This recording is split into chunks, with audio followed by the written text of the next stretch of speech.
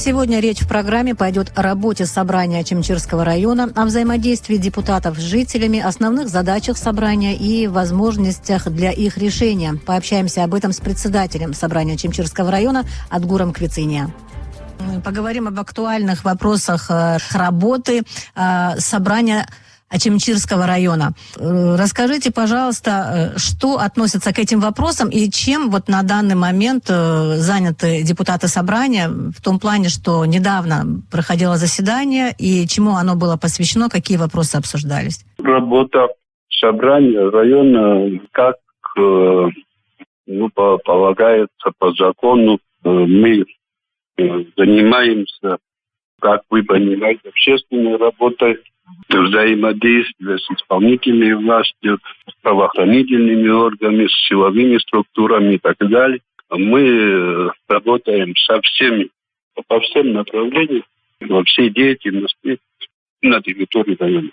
У нас, вы знаете, наверное, численность депутатов, 32 депутата, представители со всех сел и представители города, 5 депутатов. Мы ведем работу, проводим не менее 6 заседаний за год. Проводим 6 заседаний не менее. Бывают неочередные заседания, когда какие-то экстренные вопросы. Мы проводим неочередные заседания. Что сказать, у нас в районе, как вы понимаете, честно говоря, очень много проблем, которые сложились за десятилетия. Есть много трудностей. Сегодня, как вы видите, природные условия не совсем радуют. Один. И наносит большой ущерб. Вы знаете, наш район аграрный. По инфраструктуре всего района это дороги, мосты и так далее. Это непредвиденные проблемы, которые возникают на самом деле почти каждый месяц, каждую неделю. И приходится с ними справляться.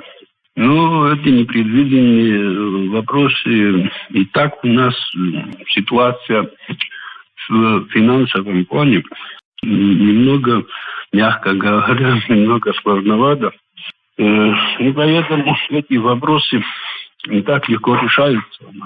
Помимо решения сегодняшних проблем, будет ряд проблем не решены еще 5, 10, 15, 20. А эти проблемы, они остаются проблемами, но они не ставят к дальнейшему развитию. Нам приходится часто возвращаться назад, чтобы решить те проблемы, которые до нас, как говорится, накопились. Адгур Карбеевич, я хотела спросить по поводу стихийного бедствия, наводнения, которое недавно было в районе. Да. Наверняка вы на своем последнем заседании какие-то вопросы по этому поводу решали, обсуждали. Вы могли бы поделиться тем, что вы в итоге приняли, как, возможно, какую-то помощь жителям решили оказывать? Что конкретно получилось у вас в этой связи? Мы эти вопросы поднимаем не только на заседании, 2 месяца, пока это заседание и так далее. Это у нас заседание проходило до этих последних стихийных. Понятно. У нас постоянно существуют вопросы по материальной помощи. По них очень много, как вы понимаете, ветеранов и так далее. И, честно говоря, в этом отношении средств катастрофически не хватает. И наши предложения, наши решения и так далее, они больше имеют рекомендательный характер, как вы понимаете, исполняют все эти вопросы исполнительная власть. Наши взаимоотношения, мы насколько можем, работаем в связи, в согласии и так далее. Конечно, не всегда у нас, как говорится, полное согласие. Как бы ни было, мы всегда приходим к единому мнению, когда существуют такие насущные проблемы, когда людям нужна помощь материальная или при стихийных бедствиях и так далее, мы отзываемся на каждое предложение, от кого бы ни поступило к нам, как бы. И мы содействуем тому, чтобы этим людям помочь. Мы-то можем содействовать тому, но когда нет этих средств, и становится тяжело и самому главе администрации, всей администрации, которая должна выполнять все эти работы. Ну вот в связи с последним стихийным бедствием что-то удалось сделать? Или пока вот ждете, конечно, когда деньги? И сегодняшний день, вот с приходом Беслана Владимировича, главы администрации, на самом деле ситуация немного изменилась. Этот человек старается на самом деле, как говорится, от всего сердца, насколько это возможно. Приобрел технику, необходимую для администрации, для нужд района. Конечно, не всю технику, но самое необходимое. И сегодня своими силами мы можем справляться, если какие-то небольшие поломки и так далее, мы сами можем справляться с такими проблемами. Каждый день не бывает дня, чтобы и по стихийным бедствиям, и после этих стихийных бедствий наша техника 24 часа в сутки работает по выполнению этих работ. По стихийным бедствиям у нас все в дороге. Вы понимаете, один раз прошел сильный дождь. Да, простите, что перебила. Техника сейчас расчисткой занимается или вот помогает крестьянам, не знаю, вот в посевной и так далее? Посевной – это другая часть. У нас есть МТС, занимается посевными, пахотой и так далее, и так далее. А есть городская служба, им располагают DCP трактор, вишки для электричества, 5-10, одним словом, приобрели технику, которая необходима, и они каждый день работают и в одном селе, или в городе, там, где всего. И работа ведется по силе возможностей. Здесь на самом деле все эти работы у нас 25 сел. И беда практически приходит ко всем одновременно. Да, одновременно. И возникает такой, конечно, власти, президент, премьер-министр тоже, конечно, наказывают, когда мы не справляемся своими силами, и финансами, и техникой помогают, и так далее. Сообща, одним словом, как и везде, стараемся идти, как говорится, вперед. Вот какие еще инициативы у депутатов есть? Понятно, что, может быть, уже какие-то заявки есть от людей вот по поводу какой-то материальной помощи вот после стихии? Или же пока еще эта работа вот только начинает проводиться? Вот какая информация? Что вы поменяли насчет материальной помощи. У нас статья по стихийным бедствиям. Мы не можем там около 2 миллионов в год, 2,5 миллиона в год по выплатам социальным онкологических больным, которым инвалиды первой группы, которым нужно, на самом деле, самым, кому необходимо, выплачиваются эти средства, они, к сожалению, конечно, всем не хватает. И поэтому, да, существуют на самом деле проблемы в материальном плане. То есть заявок пока нету, как бы к депутатам не обращаются за помощью? Непосредственно в администрацию, наверное, да? За помощью, конечно. Как не обращаются? Обращаются за помощью. Вы просто, чтобы понимали, в депутаты делают все возможное, и каждый старается, чтобы его округе, там, где его избрали, чтобы там было все нормально. Но одним разом, вы понимаете, сразу оно приходит ко всем, разрушает дороги, мосты разрушаются и так далее, и так далее. Одним разом для всех сделать невозможно. И поэтому все как бы в порядке очереди и так далее, так вот справляются с этими проблемами. Скажите, а вот бюджет районного собрания, вот что он сейчас из себя представляет? Вот какова там, не знаю, статья доходов, расходов, насколько этого достаточно, на что они идут и так далее? Еще раз повторите, пожалуйста. О бюджете собрания хотела узнать, да, на что, параметры какие-то, на что хватает, на что не хватает, что, возможно, вы планируете? Знаете, бюджет собрания, она здесь вот депутаты не получают заработную плату, вы, наверное, в курсе. Да. Все на общественных началах. Чисто на содержание аппарата.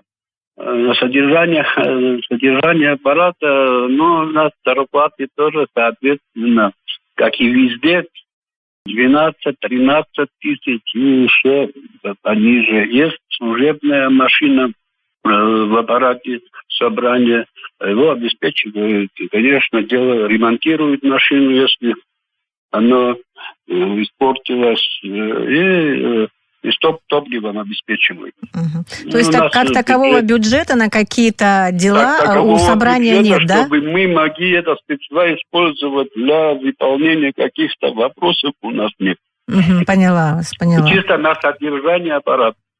Скажите, а есть какие-то возможности по решению каких-то проблем, да? Вот все депутаты там собраний, да, часто говорят о том, что нет полномочий, что их мало и так далее. Вот в этом плане что бы вы могли сказать? Нет, полномочия-то они есть, но депутаты никак не располагают финансовыми возможностями, чтобы они какую-то проблему собрания не располагают. И поэтому это все через главу администрации. Но что бы хотел бы сказать, и глава с пониманием относится, когда депутаты обращаются по тому или другому по стилю возможности, он всегда идет навстречу. Но его возможности тоже очень ограничены, мы это знаем. Они нам подотчетны, мы здесь видим все финансовые и их расходы, приходы, они делают полный отчет нам каждый квартал. Все отделы администрации и силовые структуры отчитываются нам о проделанной работе. И мы все видим здесь, куда, где что. И мы в этом вопросе тоже работаем. Есть комиссии по всем направлениям и так далее. Одно единственное, мы не располагаем средствами. Мы можем вопросы решать через главу администрации. Решаем по силе возможностей. Еще раз говорю, Александр Владимирович к этому ко всему относится очень даже нормально, спокойно, без паники. Вместе работаем, выполняем то, что на самом деле можем. Вот вы говорили, что есть комиссии, да, в собрании, депутатские комиссии. Вот интересно, какие комиссии и, возможно, что-то им удается уже сейчас сделать, даже вот в качестве, может быть, каких-то важных рекомендаций? Комиссии у нас есть по всем направлениям по деятельности администрации нашего района. По всем направлениям. И когда вопрос поступает по тому или другому направлению, комиссия берет, рассматривает этот вопрос, зовет людей, изучает, и впоследствии они выносят на заседание, на утверждение или отклонение этого вопроса. По каждому вопросу. Так не бывает, чтобы напрямую к нам кто-то обратился и прямо на заседании его, не зная, где, что, почем, Каждый вопрос изучается комиссиями. Мгм. И они выносят на рассмотрение на заседание. И путем голосования принимается за или против. Мгм. И так принимаются решения. Ну, чаще всего Все какие вопросы вот бывают на повестке? Разные вопросы по всем направлениям. Вам именно какой-то вопрос? Ну, я не знаю, что там обычно волнует, да, там, может быть, в какой-то сфере обычно, возможно, сельское хозяйство. Вопрос социального характера, Мгм. все возможные вопросы по всем вопросам, которые сегодня вот есть процесс, который в районе проходит, Мгм. по всем направлениям. Ну, вот вы говорите о процессах, да, понятно, было стихийное бедствие, да, но тем не менее, вот насколько мы здесь в Сухуми понимаем, не знаем, верно или нет, но активизируется туристическое такое направление, да, в Ачимчирском районе, в Ачимчире. Могли бы вы сказать, вот, может быть, какие-то есть новые тенденции, на которые вы могли бы обратить внимание, вот что происходит в этом плане сейчас, и как собрание депутатов городское может быть в курсе всех этих дел и участвует во всем этом? Ну, честно говоря, вот туристические направления, которые они несут частный характер. Частный характер, и особо к собранию они отношения не имеют. Но На самом деле они все частные лица. И как бы... Ну, это же связано с благоустройством, с вопросами какого-то там хозяйствования. Вот, может быть, в этой связке как-то участвуют депутаты?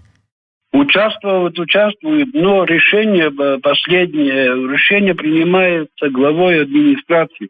Ну, это понятно. Нас там, же где сейчас... нужно финансировать, да, но... там, где нужно, вы просто прекрасно понимаете, любое движение без финансирования, это вопрос никак не решается. И поэтому финансовыми вопросами финансирования занимается администрация во главе администрации. Угу. Ну... А мы следим за всем этим, они делают отчет нам про проделанной работе. А какие возможности... И эти отчеты принимаем и посылаем по всем инстанциям. А какие возможности у собрания есть вот повлиять на что-то? Ну, вы получаете отчет, у вас есть какая-то информация, но вот каким-то образом, наверное, строится взаимодействие, да, вот с тем, чтобы это имело какое-то влияние, какое-то последствие. Удается это сделать? Конечно. Мы всегда оспариваем, если мы видим что-то не так или его можно сделать по-другому, и мы стоим на своем в этом отношении, депутаты себя очень активно ведут. Нету такого там свой, чужой. Дело, вопрос, когда стоит на повестке у каждого свое мнение. Здесь нету первых начальников, неподчиненных. Люди вольно могут свое мнение выразить и так далее. И поэтому они активничают в этом отношении. И бывают и споры, и споры, говорят, рождается истина. Так не бывает, что там раз какое-то предложение поступило, и все без ничего там проголосовали или поддержали. У каждого свое мнение. И это все выносится на общее обсуждение. Зовем главу или его заместителей и обсуждаем тот или иной вопрос. Чтобы оно не прошло сперва так, а потом, чтобы мы не возвращались обратно. Мы ни один процесс не пропускаем без внимания. То есть какой-то анализ идет, да? Прямое участие в решении каждого вопроса. Там, где идет финансирование, мы полное участие в ее видении и так далее, и так далее. У нас есть достаточно полномочий, чтобы работать. Нас никто не прессингует абсолютно, и имеет вольный подход к этим вопросам. Наше дело защищать интересы своих граждан, наших избирателей, которые нам доверили все это. И с той точки зрения каждый депутат старается сказать свое мнение и настаивать на том, чтобы все было так, как должно быть. Так что у нас там говорят, что полномочий мало, собрание очень достойные и полномочия. Я бы не сказал, что даже сам глава подотчетен нам и так далее. У нас большие полномочия. И мы достойно, думаю, ведем подход к вопросам и так далее. В стороне наших избирателей всегда мы. И не всегда получается решение, понимание сразу. Как бы это ни было, мы в конечном результате подходим к среднему арифметическому. Позвольте один вопрос, я поняла вас. Ситуации в селах, да, как депутаты общаются с жителями сел, уже я не говорю о Чимчире, да, наверняка много вопросов, которые связаны с сельским хозяйством. Вот в этом плане какие бывают запросы, какие бывают действия? Насчет сельского хозяйства, наш район обозначен как аграрный район. Вы видите, какие погодные условия. У нас сельское хозяйство, как вы понимаете, все под открытым небом. И эти осадки нам каждый раз какие-то сюрпризы преподносят. Не только смывают дороги, мосты уносят, они приносят какую-то болезнь. Один прошел дождь, какая болезнь каким-то растениям. Они завяли. Помидоры, огурцы, картофель. На открытом грунте практически уже нецелесообразно что-то выращивать. На самом деле. И люди на самом деле в отчаянии находятся в селах.